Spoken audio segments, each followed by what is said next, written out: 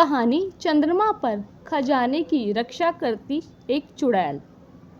एक बार की बात है, कुछ साइंटिस्टों ने रिसर्च की और उन्होंने पाया कि चंद्रमा पर खजाना है और उन्होंने चंद्रमा पर पहुंचने के लिए एक रॉकेट तैयार किया।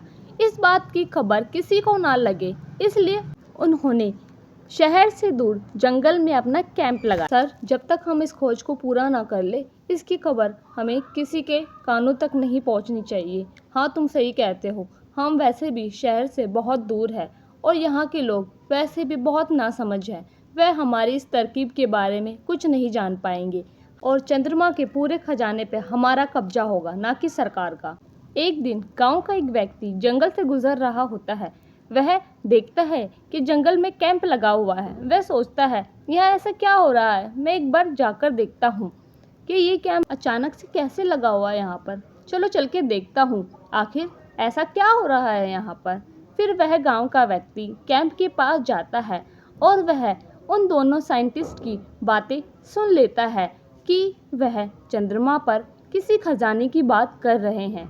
सर, बस एक बार हम इस रॉकेट को चंद्रमा पर भेज दें, इसके बाद हम चंद्रमा के सारे खजाने को अपने नाम कर लेंगे। ये सारी बातें गांव का वह व्यक्ति सुन रहा होता है और वह बोलता है, अरे दैया, चंद्रमा पर इतना सारा खजाना है और ये लोग इस रॉकेट की मदद से वो सारा खजाना यहाँ पर लाना चाहते हैं। ये बात मुझे ज़रूर अपने दोस्त को बतानी होगी। मैं उसे इस खजाने के बारे में बताता हूँ और क्यों ना हम दोनों ही इस रॉकेट से उस सारे खजाने को अपने नाम कर ले। यह सोचकर वह व्यक्ति भागा भागा अपने दोस्त के घर जाता है। श्यामलाल भाई, जो जानकारी मुझे मिली है उसका तुम यकीन नहीं करोगे। क्यों भाई, ऐसा कौन सा खजाना तुम्हारे हाथ लग गया है? भाई, मैं जंगल से गुजर रहा था और मैंने देखा कि जंगल में एक कैंप लगा हुआ है। मैंने जाकर देखा तो वहाँ कुछ लोग एक रॉकेट भेजने की बात कर रहे थे। वह कह रहे थे चंद्रमा पर बहुत सारा खजाना है और वह खजाना अरबों का है। अरे भाई, तुम ये क्या बात कर रहे हो? अरबों का खजाना, वो भी चंद्रमा पर? हाँ भाई, वह लोग यही बात कर रहे थे और वह रॉकेट भेजने की बात कर रहे थे। श्यामलाल और रामू दोनों जंगल की तरफ जाते हैं। रामू बोलता है, देखो भाई, ये रहा कैंप और मैं तुम्हें उन साइंटिस्ट की बातें भी सुनाता हूँ जो लोग साइंटिस्ट यहाँ पर रहते हैं। और वो देखो, वो रहा रॉकेट। अब तो तुम्हें यकीन आ रहा है ना कि मैं सही कह रहा था। फिर वह दोनों कैंप की तरफ आगे बढ़ते हैं तो वह देखते हैं कि वह दोनों साइंटिस्ट चंद्रमा के खजाने की बात कर रहे थे। यह सुनकर श्यामलाल को यकीन हो जाता है कि रामू सही कह रहा था और वह आश्चर्य में पड़ जाता है। हाँ, अब क्या बोलते हो भाई, मैं झूठ तो नहीं बोल रहा ना? है ना चंद्रमा पर खजाना? हाँ भाई, तुम कह तो ठीक रहे हो, लेकिन हमें ही कैसे पता चलेगा? हमें तो वहाँ जाकर ही पता चलेगा भाई। क्यों ना हम ही इस रॉकेट की मदद से चंद्रमा पर जाएं और वो सारा खजाना अपने नाम कर ले। हाँ भाई, हाँ, यही तरकीब ठीक रहेगी। श्यामलाल भाई, यही तरीका है ज़िंदगी में कुछ कर दिखाने का। तुम कहना क्या चाहते हो भाई? अरे भाई, मैं यही कहना चाहता हूँ कि वे सारे खजाने हम अपने नाम करा लेते हैं और माला माल बन जाते हैं। क्या कहते हो भाई, इसमें तुम दोगे मेरा साथ? मुझे तो लगता है हमें इस सारी चीज़ों के बारे में सरकार को बता देना चाहिए। तुम क्या कहते हो भाई, हमें सरकार को बताना चाहिए? अरे भाई, तुम भी क्या मूर्खों वाली बात करते हैं। चलो, वो रहा रॉकेट और हम चंद्रमा पर पहुंचते हैं। तुम बस मेरा साथ दो और अपना दिमाग थोड़ा कम चलाओ। ठीक है भाई, जैसा तुम्हें ठीक लगे हम वैसा ही कर लेंगे।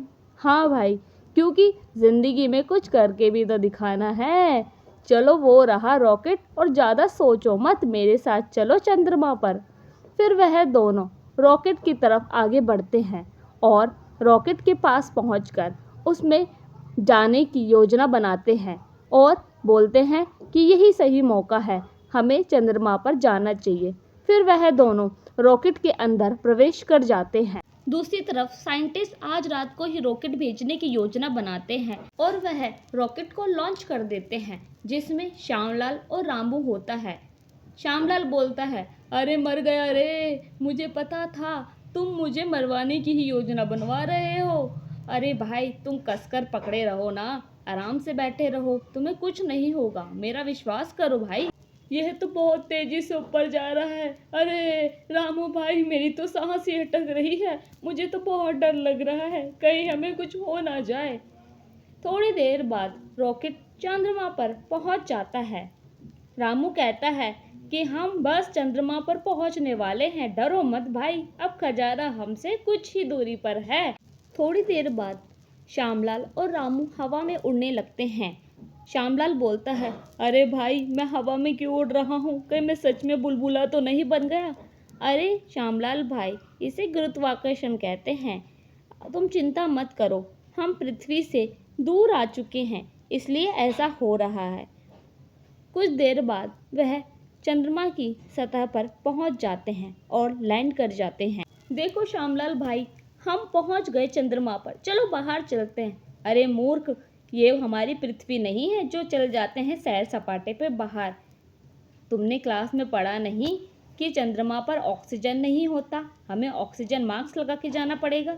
अरे भाई मैं तो भूल ही गया था। श्यामलाल भाई देखो, वहाँ पे 2 हेलमेट रखे हैं, हम उन्हें पहन के बाहर चलते हैं। फिर वह दोनों उस हेलमेट को पहनकर बाहर आते हैं और वह बोलते हैं, आखिरकार हम चांद पर पहुँच ही गए, हमारी मेहनत कामयाब हुई। अरे रामू भाई, वह साइंटिस्ट सही कह रहे थे, देखो चंद्रमा पर सच में हीरे ज्वारात हैं। तो चलो जल्दी से ये सारे हीरे ज्वारात समेट लेते हैं। वह लालच में आकर सारे हीरे ज्वारात समेटने लगते हैं कि अचानक से उन्हें एक बड़े से गड्ढे में से डरावनी आवाज़ें आती हैं। वह बोलते हैं, ये ऐसी आवाज़ें चंद्रमा पर कहाँ से आ रही है। तभी उस बड़े से गड्ढे में से एक चुड़ैल बाहर आती है। वह बहुत तेज से हंसती है। वह दोनों दोस्त बहुत डर जाते हैं। अरे भागो रे भागो, भागो भाई, ये बचाओ, कोई हमें तो बचाओ। श्यामलाल भाई मेरे लिए भी तो रुको, अरे बचाओ रे बचाओ। अरे साइंटिस्ट, तुम्हें तो इतने छोटे छोटे हीरे दिखाई दिए चंद्रमा पर, लेकिन इतनी बड़ी चुड़ैल नहीं दिखाई दी, हमें मरवाने के लिए यहाँ भेज दिया। अरे भागो रे भागो भागो। फिर वह दोनों अपनी जान बचाकर रॉकेट के अंदर आ जाते हैं। अरे रामू भाई, जल्दी से इस रॉकेट का दरवाज़ा बंद कर दो, कहीं वह चुड़ैल अंदर ना आ जाए और हम पर हमला ना कर ले। ए भगवान, हमारी सुन ले, हमें बचा ले इस चुड़ैल से, अब तो हम तुम्हारे इतने करीब हैं, अब तो हमारी जल्दी सुन ले भाई, जल्दी जाओ, दरवाज़ा बंद कर दो। अरे रामू भाई, मैं ना कहता था तुम्हें कि इतना लालच ठीक नहीं है।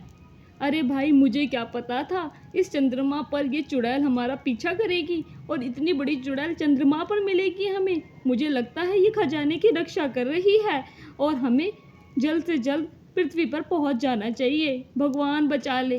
थोड़ी देर बाद देखो, हमारी भगवान ने सुन ली और ये रॉकेट पृथ्वी की तरफ ही जा रहा है। और हाँ, घर पहुंचकर मैं कभी भी खजाने के बारे में नहीं सोचूंगा।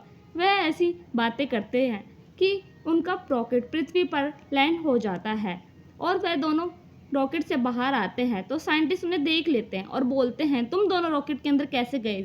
तो वह पूरी आपबीती उन साइंटिस्ट को बताते हैं कि चंद्रमा पर कैसे एक चुड़ैल खजाने की रक्षा कर रही है और चंद्रमा पर हीरे ज्वारात खजाने सब कुछ है। ये सब सुनकर साइंटिस्ट लालच में आ जाते हैं और वह बोलते हैं, हमारी खोज सिद्ध हुई, हमने जो सोचा था वैसा ही हुआ, अब हम इन दोनों को दोबारा चांद पर भेजेंगे। और ये बात सुनकर वह बोलते, नहीं नहीं, हम नहीं जाएंगे, नहीं, तुम्हें ये काम करना पड़ेगा। साइंटिस्ट साहब, हमें छोड़ दो, हमें कोई खजाना नहीं चाहिए और वो चुड़ैल है, वो हमें मार डालेगी। साइंटिस्ट बोलते हैं, तुम बिना बताए पहले गए थे, अब तुम जान कर वहाँ जाओगे और हमारे लिए वे सारे हीरे लाओगे। नहीं साहब, हमें जाने। फिर वह दोनों साइंटिस्ट उन दोनों को मजबूरन उस रॉकेट में जाने की धमकी देते हैं और बोलते हैं कि ये काम उन्हें करना ही पड़ेगा, वरना वह उन दोनों को जान से ख़त्म कर देंगे। अपनी जान बचाने के लिए वह दोनों मजबूर होकर उनकी बात को सुनते हैं और बोलते हैं, अगर हमें कुछ हो गया तो साइंटिस्ट इस पर बोलते हैं, उसकी चिंता तुम मत करो, और ज़बरदस्ती उन दोनों को रॉकेट में बैठा देते हैं और रॉकेट लॉन्च कर देते हैं। अरे भाई, ये लालच का तो बहुत बुरा असर पड़ेगा हम पर। तुम्हें पता है हमें अपनी जान भी गंवानी पड़ सकती है। और तुम्हें पता है भाई, वो चुड़ैल अब हमें दोबारा नहीं छोड़ेगी। इतना बोलते बोलते वह रॉकेट तेजी से चंद्रमा की तरफ बढ़ता जाता है। इस कहानी में फिर हमें यही शिक्षा मिलती है कि हमेशा लालच और बुराई का अंत बुरा ही होता है, और लालच से हमें अपने प्राण तक गंवाने पड़ सकते हैं। इसलिए हमें कभी भी लालच नहीं करना चाहिए।